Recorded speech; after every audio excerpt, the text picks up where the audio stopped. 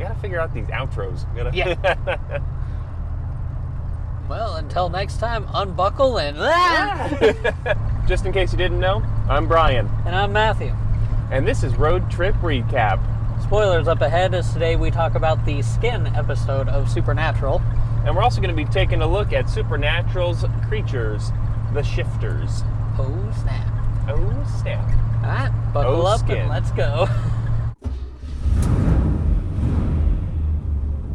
This episode opens up in St. Louis, Missouri, as we get a look at some SWAT members entering into a house as we have a song playing in the background. Now, the song that's playing in the background will vary depending on where you're watching it. If you watch it originally, we have the DVD, they're playing Inagata de Vida. If you're watching it on Netflix, though, this is another one where they decided to change it up. And the song that's playing is one that I've never heard of, either the song nor the group. But the song is A Good Deal by Mommy and Daddy. We see a woman being tortured as the SWAT's moving in, and then SWAT finds the person that's torturing the woman and, you know, gets them kind of cornered as this person's trying to escape out the back door, and they turn around and it's Dean? Well, what's going on here? This is actually kind of a recurring theme with Supernatural, where they're showing you something that's gonna make you wonder, like, how did this happen? And then they'll cut back to how they got to there. How did we get to this point? I knew Dean was like, you know, that bad boy figure, but He's, well, going a little extreme here. yeah, a little. So we cut back to 1 week earlier as Sam and Dean are trying to figure out where they're heading next, and Sam's checking his emails from friends from Stanford and, you know, stuff like that. And he happens upon one from a friend of his, Rebecca, where she's talking about how her brother Zach has been accused of murder, essentially murdering his girlfriend, fiance, wife. I don't remember specifics on this one. Partner. And so Sam tells Dean that they need to go to St. Louis and figure this out, which, you know, he's not really for, because St. Louis is currently 400 miles behind them where they're currently at. But Sam talks him into it, and they go to talk to him. Like, he wants to still kind of be like a good friend. Yeah. And this is something that in the beginning Dean's kind of pointing out, like, you know, do you tell your friends about who you are? And he's like, well, no, like, I don't tell them everything. I just tell them this. He's like, oh, so you lie to them. It's like, well, no, I just don't tell them everything. Yeah, that's lying. A lie of omission. So that'll come into play a little bit later. So they go to talk to Rebecca, and in the course of conversation, Sam suggests going to look at the crime scene, which he states is okay because Dean is actually a cop. And when questioned on it, he states that he's a detective from Bisbee, Arizona, which is the location of where they were going to be heading before Sam had them change direction. So they essentially break into the crime scene to kind of get a little bit more of an idea on what happened. While they're at the crime scene, the neighbor dog's kind of freaking out, and it's been noted that the dog kind of changed right around the time of the murders. So they're suspecting that there could be something more supernatural at play, whereas in the beginning, Dean's just thinking, like, maybe you just didn't know your friend as well as you thought you did. Yeah, I mean, his friends don't know him as well as they think they do. So they're getting a little bit of an idea that this may be something different. From here, we cut to a scene of Rebecca's brother, Zach, looking at this couple, Alex and Lindsay, and then we see a little flash of, you know, a little change in his eyes. Side note, Lindsay was played by Anita Brown, who we later see playing Hope Lynn Casey in Season 4, Episode 8, which is an interesting thing because in our last episode, we had a teacher come back as what I wrongly claimed as a police officer in that same episode. Mm-hmm. So this is the same time we've had characters in back-to-back episodes come back later in the same episode. But actually, the teacher does not go on to become a police officer to help people. He goes on to become a suicidal teddy bear. So that was my mistake. I need to check my sources better in the future. But I love that episode. yeah, Lindsay comes back as the girl that didn't like the guy until he uses the coin. Oh, okay. So that's who Hope is. Okay. Later on. Yeah. Anyways, so Sam and Dean, they're checking the security footage that Rebecca had stolen from the lawyer, just to kind of see, because there was security footage of her brother Zach showing up to murder his partner. Yep. And so they're looking at that, and then Sam kind of is like, "Hey, can you go grab us some beers and make us some sandwiches?" And he gets her out of the room so that way he can look back. And as they're looking through the security tape, Sam points out that there's something up with the eyes, and Dean's like, maybe it's camera flare. And then Sam's like, no, it's a mandroid. It's got the laser eyes. Yeah. Oh wait, wrong episode. So at this point, they're pretty confident that they're dealing with some sort of a shapeshifter. And so this is what they want to look into. We cut back to the couple that we saw earlier. Alex is, he's coming home early, and as he comes home, he finds his partner tied up, and she's all beat up and not doing well, and he goes to untie her, and she's freaking out, like, just please stop, don't hurt me anymore. And he's like, well, what are you talking about? Like, it's me. Like, from here, he hears a noise, goes to investigate, and surprise, surprise for him, that's no mirror. Anyways. Oh, yeah. And then, so he attacks himself with a bat, which, that would be kind of weird, just being like, there's, someone's hurting my partner, I hear a noise, and it's me. Yeah. It's me, Mario. It's going to be some therapy later. Yeah. Well, after prison. Yeah. That's where we cut to. The next scene we get is Sam and Dean are kind of investigating the back area of the crime scene from the previous murder, because Sam's convinced the police wouldn't have looked for someone going out the back door because they know who did it, or they think they know who did it. Get an ambulance driving by, so they go to investigate, and then that's where they find out that Alex is claiming that he, but not he, murdered, I guess the shifter finished the job after knocking out poor Alex. So murdered his wife, partner, whatever. They go to investigate around here, and they figure out that the trails going out of the back of these places where these murders have happened are just kind of disappearing. And so since shifters don't fly, they probably go into the sewers. Yep. So they go to investigate there. And we get a glimpse at where when the shifter changes appearance, it kind of sheds its skin into a lovely little pile of flesh. And that was one of the coolest scenes. Like that, like the rest of the episode wasn't something that stuck fully in my mind. Like I remember like watching it and being very intrigued, but like that shifter suddenly shedding its skin, that was something that stuck in my brain. That's fair. From here we have Sam and Dean looking, through their trunk at the Impalas. They're talking about, simple. They know how to stop a shifter. Silver bullet to the heart. And it's around this time that Sam gets a phone call from Rebecca, and she had talked to the lawyer about how they went to the crime scene. It's okay because they were with a police officer, and the lawyer looked into it, and there is no Detective Dean Winchester. And so this kind of goes back to the whole lying to friends, and Dean's just saying, like, you can't really be like a normal person with normal friends while doing this job. While hunting. So they go back into the sewer to try to find the shifter. The shifter kind of, still in Alex form, jumps Dean, kind of hurts his shoulder. They go chasing off after it. They decide to split up, and when they come back together, you see Dean is now mandroidified. So they get to the car, and Sam's a little suspicious that this may not be Dean.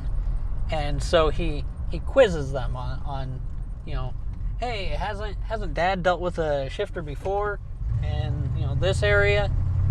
And Dean was like, well, no, it was in Tulsa, and it wasn't actually a shifter. It was a platform. It was a projection. So I'm like, okay, yeah, that's fine. He throws him the keys, And this is one of the weird things is, yeah, you know, he hurt his shoulder in the sewer, but knowing what Dean would know is trumped by the fact that his shoulder no longer hurts, which is something that the shifter even brings up. Because Sam's just like, you're not my brother, what'd you do to him? You hurt your shoulder. He's like, yeah, it got better. What do you want me to do, cry? Which is a total Dean thing to response. say. Which then leads to Shifter Dean being able to get the jump on him because he's not 100% sure. Mm-hmm. And so he's not just going to shoot his brother because he thinks that he might be a shifter. Hunters don't have a long lifespan anyway. Yeah. This may be why. Yeah. So here we get Sam being tied up in the shifter's lair, and the shifter's just kind of, apparently shape-shifting comes with memory absorption, as the shifter's kind of just downloading memories from Dean. Shifter Dean decides to go have a chat with Rebecca and see where things go there, and Sam finds out that Dean's okay. He's actually also tied up in the lair, and they are kind of thinking that that's why Dean's still alive, is so that the shifter can actually download memories from Dean. So, to my knowledge, that's the only time we really see this aspect of it within the show. Pretty much. Like, all the other shifter episodes deal with, like, shifters that aren't necessarily serial killers. Like, they're killing people, but this one is definitely a lot more methodical about just like random acts of violence and like picking victims and things like that. So I mean, we've got shifters that kill for reasons, and we've got shifters that go after people over certain reasons, but this one's more of just like straight up chaotic evil. Right. So the scene shifts to not Dean having a conversation with Becky, and he gets real creepy.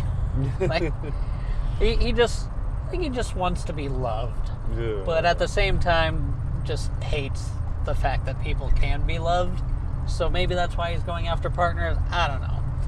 Anyways, creepy not Dean attacks Becky. Just a bad thing. And in the process while this is going on, Sam and real Dean have escaped, and so they call the police to go help where Rebecca's at, because they're still a ways away. And so Dean's not entirely happy about putting an APB out on himself, but I mean, you gotta do what you gotta do. And it won't be the first time we've seen this happen in the supernatural world.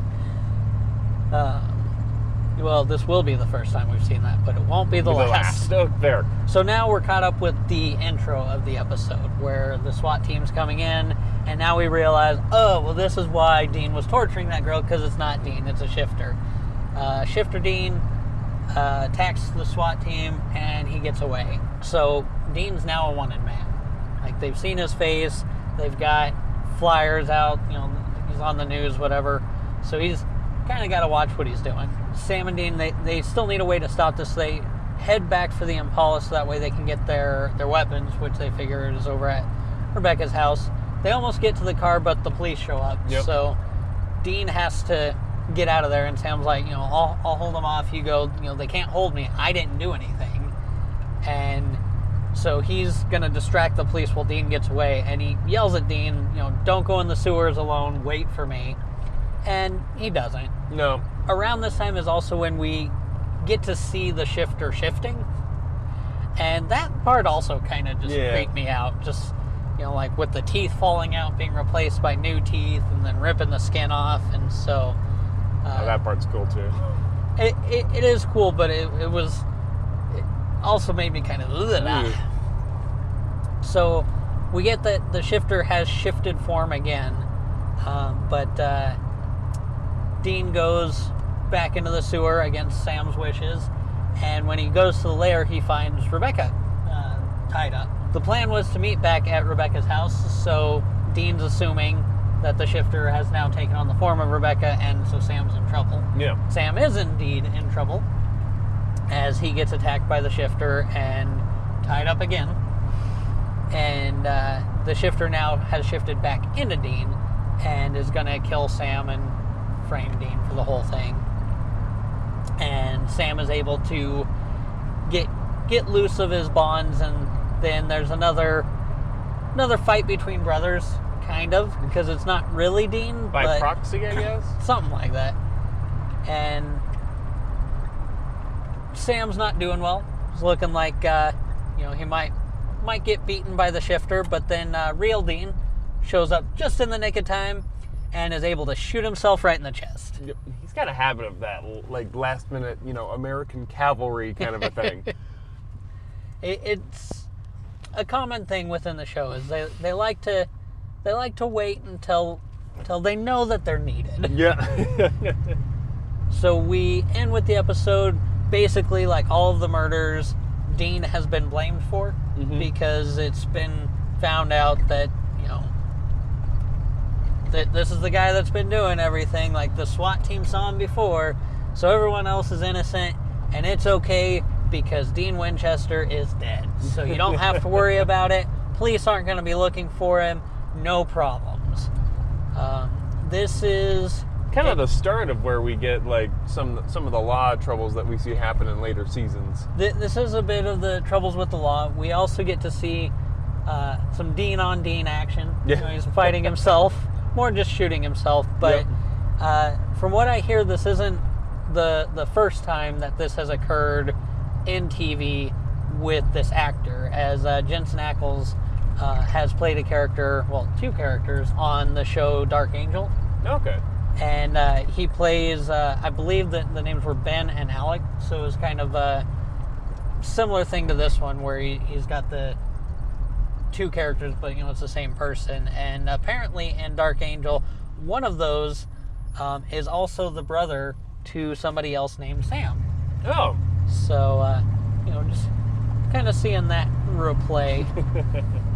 But yeah, so what do we got as far as shifters going? Like, so as far as like I can tell, shifters are kind of its own supernatural mythology at this point. They seem to be almost related to werewolves in that they've got the weakness to silver. In later seasons and in later episodes, you find out that if you even touch a shifter like with a silver knife or with silver, that will cause them to have like an allergic reaction. Sure. So they obviously do not like their silver very much. But other than that, they kind of like borrow bits and pieces from other mythological and more urban legend kind of creatures. Because you've got like Navajo skinwalkers. Okay. But traditionally, they transform into other animals. It's not specific. They don't become other people in order to do their dirty deeds. And frequently, dirt cheap. Done dirt cheap. And then frequently, like different versions of lycanthropes. Again, you're looking at more of you've got a person that turns into animals or a specific animal generally that they are infected by. And that would fall under what a werewolf is. Sure. But then you've got the German doppelganger and the Irish fetch. And essentially what those are is originally a doppelganger was just a person that looked an awful lot like a normal person. I mean, you've got even in modern days people who bump into their doppelgangers all the time. Sure. And they can post it on like these Find My Doppelganger sites and things. I have an album on Facebook titled People Who Are Not Me. Yeah. And so there's a little bit of the modern day version of that. But there was, at a point in time, a mythological version of what the doppelganger was, and it was kind of that evil twin idea that somebody somewhere who looks like you would commit these crimes, and very much like what happened in Supernatural, and then you would get blamed for it, and you had like an evil twin who was running around. Or in the case of the Irish fetch, you would look and you would see as someone who has copied themselves. It was a spirit who's taken on your form. Although in this one, they're not actively like killing you. It's like if you see it in the evening, it's a death omen. And so you're going to die soon. If you see it in the morning, it's a luck omen. And so good luck will be coming your way. Interesting. And so we've had, but all over, like the idea of a shapeshifter has kind of permeated cultures throughout the entire world, whether it was shape-shifting into mostly animals is what you would find, but then shape-shifting into people as well. I mean, we can even go as soon as the Sword and the Stone to see the wizard Merlin battling Madame Mim in a shape-shifting contest. Although it's a lot less, violent of a shapeshift as what we see in the show. Right. So it kind of looks like they're just kind of pulling from that doppelganger, that fear of being mistaken for a crime that you did not commit, and it was committed with your face and with your fingerprints, and then kind of combining it with the idea of like, well, what if a werewolf, instead of shaping into a wolf or instead of shaping into like a man-wolf, was able to shape and change its form into other people? Yeah, that's kind of what we're looking at. This is like one of the first times that we see them kind of create their own monster. Like it's based around a bunch of different monsters, and I think part of it may have been based more on the Skinwalker, just because of all the skin that it's actually shedding and pulling off of itself. Right. But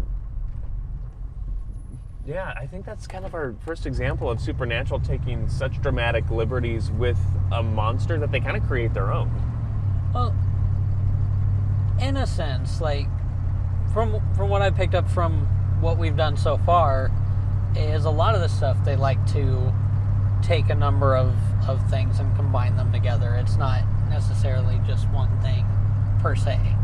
Yeah. As far as like urban legends go, I mean, so far we've dealt with a lot of angry spirits and a demon, but they're taking these different urban legends and kind of picking and choosing what they want to use to make their episode, and this seems to be kind of right on point with that. They kind of put a different spin on it, but they will tend to track with, like, if we're looking at the Woman in White, they kind of track with the La Llorona. They're still kind of pushing on that one. With the spirit in the lake, with the demons, they kind of at least are following the same rules. Whereas this one, there are no rules to follow. They just kind of say, oh, this is going to be allergic to silver. And also it can change its form and shed its skin. And like the Skinwalker, I'm not really qualified to talk about Skinwalker legends or lore or anything like that, but silver doesn't really permeate into that mythology, and we don't really see it changing forms into people. And then in the doppelganger mythology, it's more of a spirit that takes on someone's form. They're not actually actively, I mean, they're ruining their lives in a certain way by committing a crime, but it's more of that idea of what if someone looked like you. So this one, they've kind of mashed enough of them together that they've almost created their own monster. So what you're saying is, if you happen to run into a shapeshifter in real life, silver may not be the answer. Yeah. I mean, if there's a shifter actually out there, we've got ourselves a whole new lore that we can start peeking at. Or it's one of these other things that isn't necessarily just going around to serial murder people. Oh my gosh. So yeah, shifters are gonna be a whole new monster that we're looking at. And they definitely become a pain in the butt for Sam and to deal with in later episodes and later seasons. I also find it interesting later on when we see them, they change how they change. Mm-hmm. Like in the Chicago episode that was supposed to be the cold pilot for a spinoff, we have shapeshifters that can just shift without shedding their skin. Oh yeah, it's just kind of, they just... And so I don't know if that's more of like the purebred shapeshifters can do that, and then it's, as it gets mixed in with just regular people, that's where they have to actually rip their skin off. Because we do see some difference later on with werewolves, where the closer they are to being purebred, they can change whenever, whereas those that are removed from that, have to wait for the full moon. Mm-hmm. I mean, that's kind of something we see with the Alpha in, much later seasons. Right. Is that he's able to change without really much thought, just kind of right there. I guess that's gonna do it for today. Yeah. We gotta figure out these outros. Yeah. Well, until next time, unbuckle and... How do we shift into an outro? Actually, I could probably just say, all right, and so let's shift into the outro, and we're going to be moving on to what, the Hookman next, I believe? That is the next one, which I was initially not thrilled with because they had just done Bloody Mary, and then they moved on to the Hookman, but the way that they do it, I do appreciate. They have a tendency to set you up to think they're going to go one way, and then they go another way, and I am rarely disappointed with the path that they choose. Agreed. So, until next time, stay safe, and We got work to do.